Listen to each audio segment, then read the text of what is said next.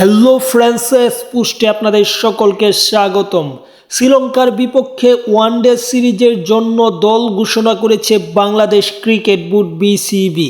মূলত বাংলাদেশ এবং শ্রীলঙ্কার মধ্যকার আর ওয়ানডে সিরিজ যেটা নারী দলের সিরিজ, সেই সিরিজটা মূলত 20 তারিখ থেকে শুরু হচ্ছে। তার কয়েকদিন আগেই মূলত দলটা ঘোষণা করেছে বিসিবি, কিন্তু আমরা আজ এই ভিডিওর মাধ্যমে জানবো বাংলাদেশের সেই দলটাতে কারা কারা আছে। তাই যারা এখন পর্যন্ত চ্যানেলটি সাবস্ক্রাইব করেননি, আশা করি চ্যানেলটি সাবস্ক্রাইব করে ফেলুন।